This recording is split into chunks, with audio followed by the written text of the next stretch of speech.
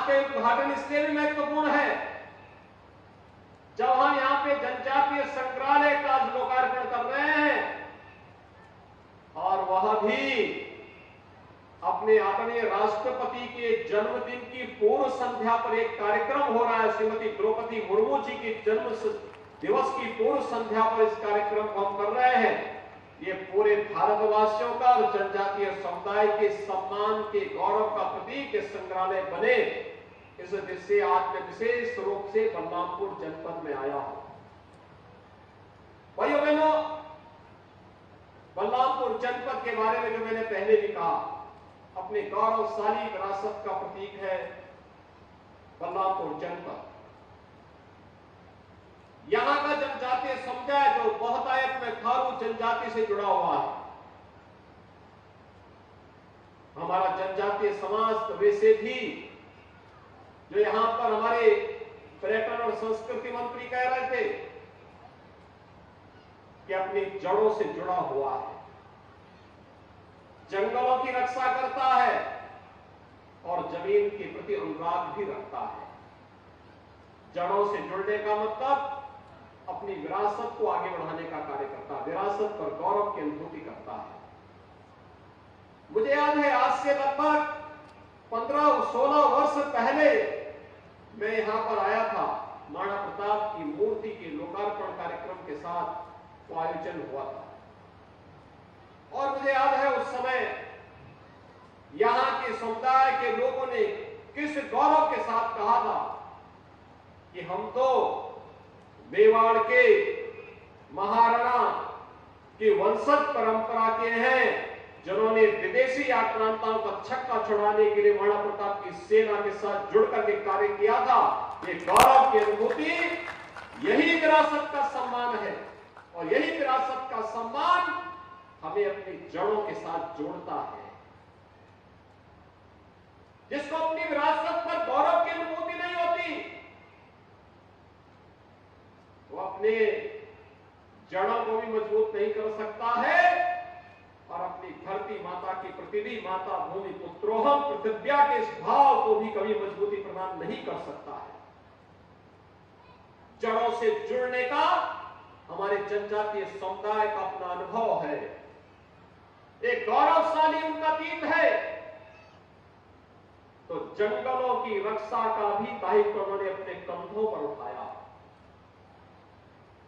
याद करिए, अगर पूरी दुनिया ने जंगलों को बचाने के संकल्प के साथ अपने आप को जोड़ा होता तो ग्लोबल वार्मिंग की जो चैलेंज आज जीव सृष्टि के सामने आ रही है, कहीं पर टेम्परेचर इतना गर्म हो जा रहा है कि लोगों का जीना हराम हो जा रहा है, कहीं पर इतना ठंडा हो जाता है कि वहां पर जीव जंतु सबके अस्तित्व के सामने संकट खड़ा होता दिखाई देता है। कहीं इतनी बरसात पड़ जाती है कि तब भी जीवन पूरी तरह से अस्त व्यस्त हो जाता है। इन सभी समस्याओं का समाधान अगर है, इन जंगलों की सुरक्षा में है, इनके पर्यावरण के संरक्षण में है, इसकी सुरक्षा में है। और पर्यावरण का संरक्षण कैसे होना चाहिए, ये अगर जानना है तो हमारे जनजातीय समुदाय से जाकर के लोग सीखे। किस आत्मीयता के साथ उन्होंने इस कार्यक्रम को आगे बढ़ाया है और कैसे उन्होंने जंगलों की सुरक्षा के साथ अपने जीवन को लगा करके सैकड़ों हजारों वर्षों को उन्होंने गुजर बसर करके आज भी उसके साथ वही लगाव, वही आत्मीयता उनके मन में है। और भाइयों बहनों, जमीन के प्रति उनका अनुराग भी किसी से छुपा हुआ नहीं है। ये भारतीय मनीषा की देन है। हम में से हर व्यक्ति इस बात को मानता है कि माता भूमि पुत्रोहम पृथिव्या, ये धरती हमारी माता है, हम सब इसके पुत्र हैं, ये हमारे संस्कार हैं। और इन संस्कारों के साथ जुड़ करके प्राचीन काल से ही हमारा यह जनजातीय समुदाय सदैव से जड़, जमीन और जंगल की रक्षा करके न केवल स्वयं के गौरव की अनुभूति करता, अतीत के गौरव की अनुभूति करता है, बल्कि पर्यावरण की रक्षा के साथ साथ धरती माता के संरक्षण का दायित्व भी अपने कंधों पे लेता आया है। और इसीलिए देश के यशस्वी प्रधानमंत्री आदरणीय श्री नरेंद्र मोदी जी ने जनजातीय समुदाय के प्रति सम्मान का भाव व्यक्त करने के लिए 15 नवंबर की तिथि को जनजातीय दिवस के रूप में रखा है। भगवान बिरसा मुंडा के जन्म दिवस को जनजातीय गौरव दिवस के रूप में मनाने का निर्णय किया है और आज पूरे देश के अंदर जनजातीय गौरव दिवस के रूप में 15 नवंबर की तिथि को पूरा देश मनाता है।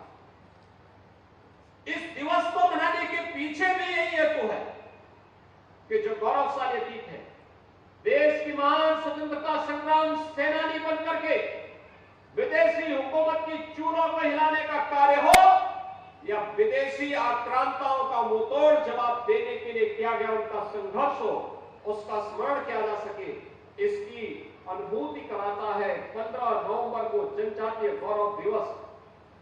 भगवान बिरसा मुंडा ने भी तो अपना जीवन इसी के लिए समर्पित किया। थारू समुदाय के लोगों ने महाराणा प्रताप के सेना का हिस्सा बनकर के विदेशी हुकूमत को भारत की धरती से खदेड़ने के लिए और अंतिम दम तक लड़ने के, धरती माता की रक्षा करने, उन किसी भी प्रकार के आक्रांताओं को भारत की धरती पर बर्दाश्त नहीं करेंगे, इस संकल्प के साथ महाराणा की सेना के साथ चल करके लड़ करके भारत की सुरक्षा में, धर्म और संस्कृति की रक्षा में अपना योगदान दिया था। और आज यही कारण है भाइयों बहनों, जब हम भारत के अंदर प्रधानमंत्री मोदी जी के नेतृत्व में भारतीय जनता पार्टी सरकार के 9 वर्ष के यशस्वी कार्यकाल को देख रहे हैं, हमारे पास बहुत कुछ है कहने के लिए, बहुत कुछ है कहने के लिए। एक और वैश्विक मंच पर बढ़ रहा भारत का सम्मान। अभी परसों 21 जून को हम योग दिवस का आयोजन करेंगे, अंतर्राष्ट्रीय योग दिवस। दुनिया के लगभग 200 देश अंतर्राष्ट्रीय योग दिवस के साथ जुड़ेंगे। भारत की ऋषि परंपरा के प्रति कृतज्ञता ज्ञापित करेंगे। शरीर और मन से कैसे व्यक्ति स्वस्थ रह सकता है, इसकी आप एहसास भी करेंगे, योग के साथ जुड़कर उसका एहसास भी करेंगे। भाइयों बहनों, एक तरफ विरासत को सम्मान देने का एक कार्यक्रम, प्रयागराज कुंभ को आपने देखा होगा, दुनिया के अमूर्त सांस्कृतिक धरोहर के रूप में कुंभ को मान्यता देना, ये भी प्रधानमंत्री जी के कारण हुआ। भारत की सांस्कृतिक और आध्यात्मिक धरोहर को वैश्विक मान्यता मिल रही है, विश्व में भारत का सम्मान बढ़ रहा है। आपने देखा होगा आज ही प्रधानमंत्री जी अपने 6 दिवसीय दौरे पर दुनिया के तमाम देशों में गए हैं। मिस्र और अमेरिका की उनकी यात्रा एक बार फिर से यादगार करने वाली है। वैसे ही जैसे 19 मई से लेकर के 24 मई के बीच 6 दिवसीय इस यात्रा के दौरान आपने देखा होगा कि प्रधानमंत्री जी दुनिया के जिन भी देशों में गए, पापुआ न्यू गिनी हो, जापान हो, ऑस्ट्रेलिया हो, इन सभी देशों में प्रधानमंत्री जी को जो सम्मान मिला वो अभिभूत करने वाला है, प्रत्येक भारतीय के गौरव को बढ़ाने वाला है। आज वैश्विक मंच पर आप देखते होंगे जहां कहीं भी संकट खड़ा होता है, दुनिया संकट मोचक के रूप में प्रधानमंत्री मोदी जी की ओर देखती है, भारत की ओर देखता है, आशा भरी निगाहों से भारत की ओर देखता है। यह वैश्विक मंच पर भारत का बढ़ता हुआ सम्मान है, तो सुरक्षा का बेहतर वातावरण भारत के अंदर बनना। आज भारत सुरक्षित है, एक तरफ सुरक्षित भारत और दूसरी तरफ समृद्धि की ओर अग्रसर होता हुआ भारत, समृद्धि की ओर अग्रसर होता हुआ भारत। हाईवे बन रहे हैं, रेलवे का कनेक्टिविटी बेहतर हुई है, एयरपोर्ट बन रहे हैं, इंटर स्टेट कनेक्टिविटी बेहतर हुई है, गांव-गांव को सड़कों से जोड़ने का कार्य हो रहा है, हर घर बिजली और हर घर नल की योजना साकार हो रही है। लोक कल्याणकारी और गरीब कल्याणकारी योजनाओं में एक नए मानक 9 वर्ष के अंदर प्रधानमंत्री मोदी जी के नेतृत्व में भारतीय जनता पार्टी सरकार ने गढ़े हैं। भाइयों बहनों, आज से 9 वर्ष पहले एक सपना था कि गरीब को भी मकान मिलेगा, लेकिन आज ये सपना साकार हुआ है। देश के अंदर 3.5 करोड़ गरीबों को जहां आवास मिले, वहीं अकेले उत्तर प्रदेश में 54 लाख गरीबों को एक आवास प्रधानमंत्री आवास योजना के अंदर देने का कार्य किया गया है। 2 करोड़ 61 लाख गरीबों को हम लोगों ने फ्री में शौचालय की सुविधा उपलब्ध करवाई है। देश के अंदर 10 करोड़ ऐसे लोगों को सुविधा प्राप्त हुई है। भाइयों बहनों, आज से 5 वर्ष 7 वर्ष पहले गरीब के लिए उपचार एक सपना था। आज प्रधानमंत्री जन कल्याण योजना के माध्यम से आयुष्मान भारत योजना आप सबको 5 लाख रुपए की स्वास्थ्य बीमा का कवर देता है। आज इसकी कोई समस्या नहीं कि व्यक्ति बीमार पड़ा और उसके बाद परिवार में इस बात के लिए लोग दुखी है कि उपचार कैसे होगा। प्रधानमंत्री आयुष्मान भारत योजना आपके उपचार के लिए आपका सहयोग देने के लिए तैयार है। आज आप देखते होंगे कि कोरोना जैसी महामारी के दौरान दुनिया के बड़े बड़े और विकसित देश जो काम नहीं कर पाए, अकेले भारत ने वो कार्य करके दिखाया। फ्री में टेस्ट, फ्री में उपचार, फ्री में वैक्सीन, और भाइयों बहनों 80 करोड़ लोगों को लगातार 3.25 वर्ष से फ्री में राशन की सुविधा का लाभ देने का कार्य भी अगर किसी ने किया है, ये प्रधानमंत्री मोदी जी के नेतृत्व में। कोई जाति नहीं देखी गई, कोई मत और मजहब नहीं देखा गया।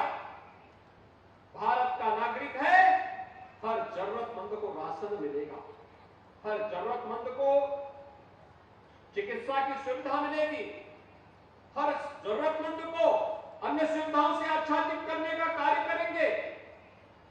विकास की नई आभा के साथ हम भारत को वैश्विक मंच पर स्थापित करने का कार्य करेंगे, और आज भारत उस दिशा में आगे तेजी के साथ बढ़ता हुआ दिखाई दे रहा है। भाइयों बहनों, बलरामपुर जनपद के बारे में जैसे मैं पहले भी कह रहा था, यह हम सबके लिए गौरव की बात है। आदिशक्ति मां पाटेश्वरी का आशीर्वाद सदैव से इस जनपद और इस कमिश्नरी और इस क्षेत्र के लोगों को प्राप्त होता रहा है। आदिशक्ति मां पाटेश्वरी के धाम में भी एक थारू जनजाति का एक छात्रावास संचालित होता है 1993-94 से। 100 बच्चे वहां रह करके नित्य स्कूल जाते हैं, वहां पढ़ते हैं। उन बच्चों की संस्कार और उनके समर्पण को देख करके हमें थारू जनजाति के लोगों के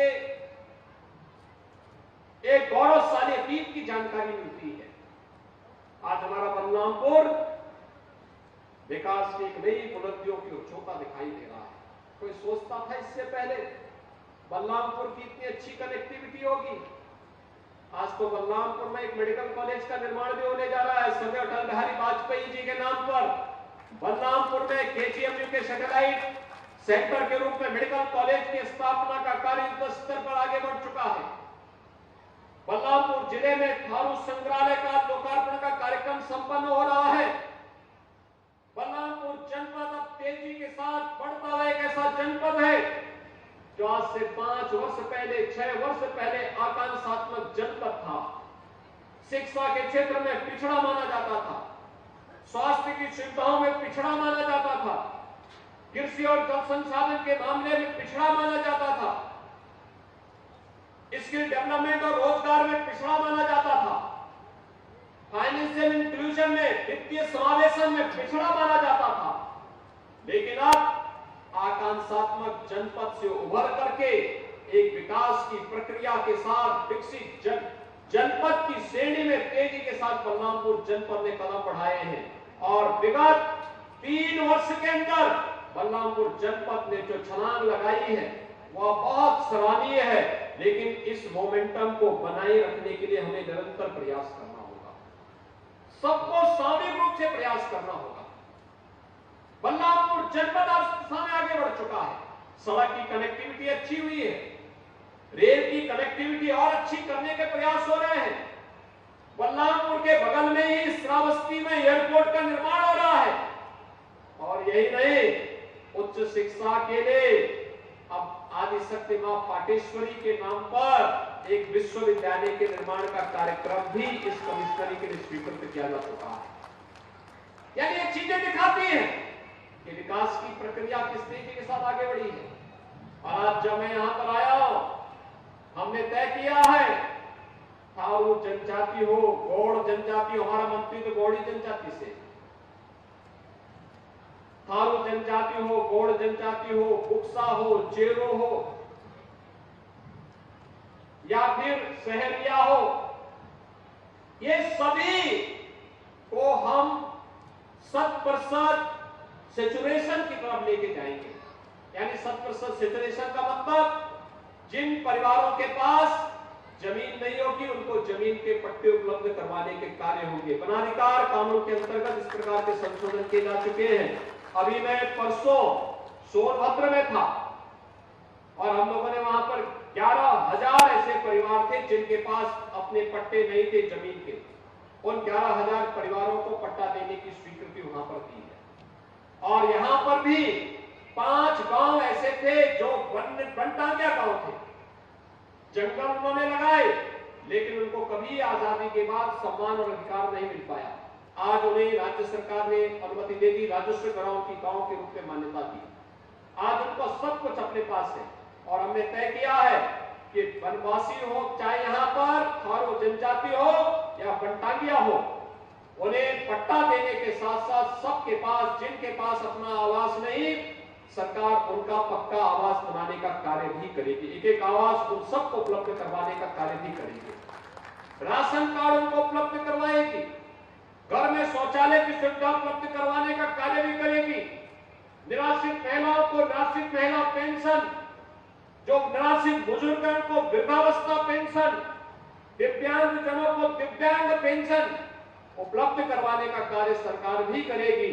और हर जरूरतमंद को जो गरीबी रेखा के नीचे जीवन यापन कर रहा है, उन्हें आयुष्मान भारत की 5 लाख रुपए की स्वास्थ्य बीमा का कवर देने का काम भी सरकार करेगी। गरीब बच्चों के लिए आश्रम पद्धति विद्यालय, जो बच्चे स्कूल नहीं जा पाते, आज भी दूर दराज के क्षेत्रों में रह करके स्कूल से वंचित हैं, उन बच्चों के लिए आश्रम पद्धति विद्यालय के माध्यम से फ्री एजुकेशन के साथ साथ uniform free, bag books free, जूते मोजे भी उनको उपलब्ध करवाए जाते हैं। और साथ साथ स्कॉलरशिप की सुविधा भी दी जाती है जिससे वे अच्छी पढ़ाई कर सके, आधुनिक पढ़ाई कर सके, आगे बढ़ सके। और उन्हें आगे बढ़ाने के लिए अनेक अन्य कार्यक्रम चल रहे हैं। मुझे जो बताया गया, यहाँ पे थारू बाहुल्य गांवों को बेहतर कनेक्टिविटी देने का कार्य हुआ है। कहीं सीसी रोड बनाए गए हैं, कहीं इंटरलॉकिंग की रोड बनाए गए हैं, बिजली की व्यवस्था और सोलर पैनल उपलब्ध करवाने के कार्य भी किए गए हैं। हर घर नल की योजना के साथ जोड़ने का कार्य भी हो रहा है। और साथ साथ अभी मैं देख रहा था जो प्रदर्शनी लगी हुई है, वास्तव में ईश्वर ने इन्हें एक हुनर भी दिया है।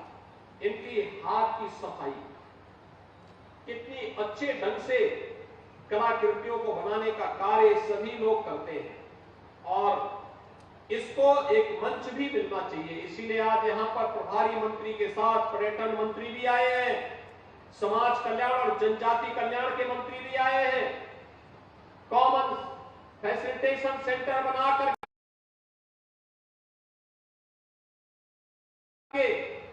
जनजातीय समुदाय अपना सामान वहां पहुंचाए, उनका दाम उन्हें मिले और फिर उसे मार्केट की सुविधा उपलब्ध करवाने का कार्य प्रशासन और शासन करेगा, जिससे इनकी आमदनी को और अधिक आगे बढ़ाया जा सके, इनकी आमदनी में वृद्धि की जा सके। ये जो संग्रहालय है, ये संग्रहालय आपके विरासत को आगे बढ़ाने का, उसको विकास के साथ जोड़ने का, उससे आने वाली पीढ़ी को गौरव की अनुभूति कराने का एक अवसर प्रदान करेगा। और इसलिए संग्रहालय के संरक्षण के साथ साथ यहां पर नियमित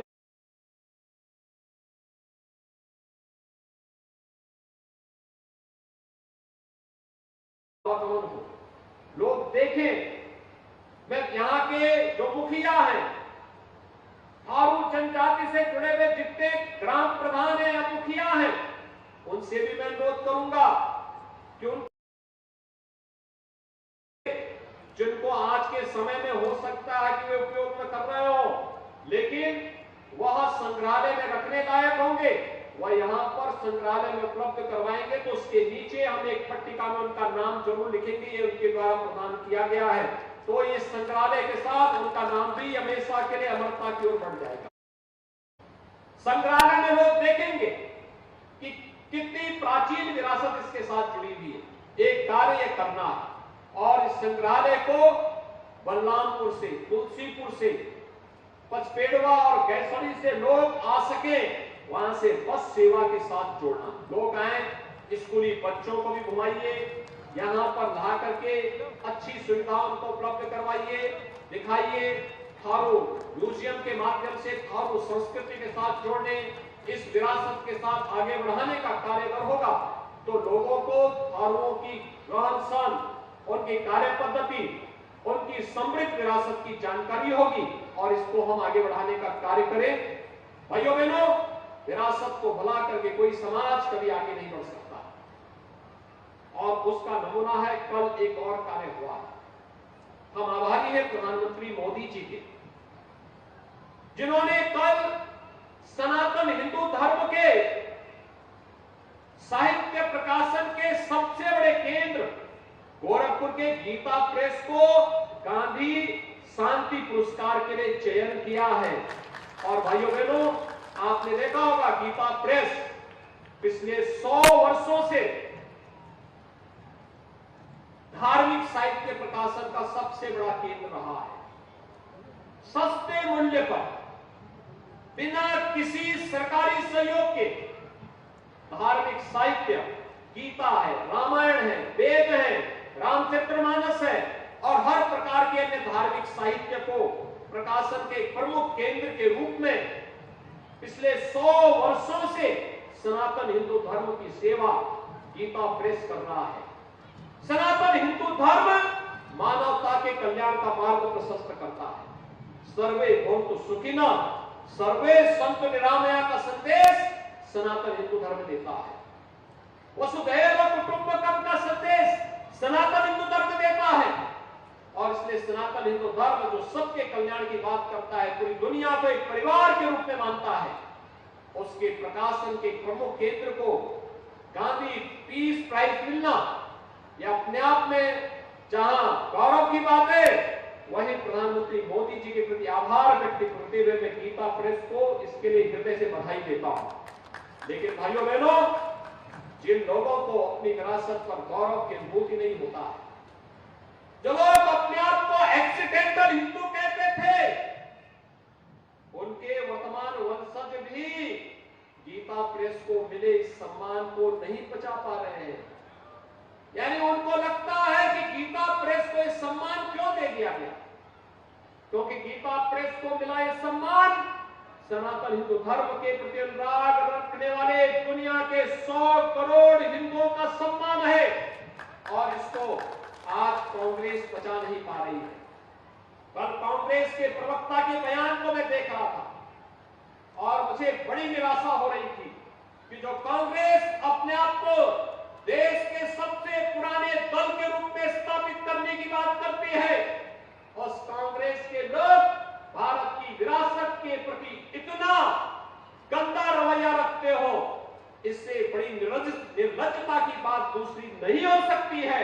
और इसीलिए आज के इस अवसर पर मैं आप सबका आह्वान करूंगा कि हमें अपने गौरवशाली विरासत पर सदैव गर्व करना चाहिए, उसके संरक्षण के लिए कार्य करना चाहिए।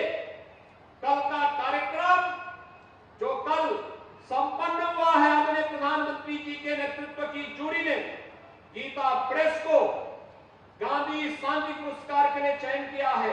ये विरासत की उसी परंपरा का सम्मान है और आज उसी का अनुसरण करते हुए यहाँ पर थारू संग्रहालय का उद्घाटन भी इसी गौरवशाली परंपरा के प्रति सम्मान व्यक्त करने का एक अवसर है। इस अवसर पर एक बार फिर से सभी जनजातीय समुदाय से जुड़े हुए आप सभी भाइयों बहनों को मैं बधाई देता हूं।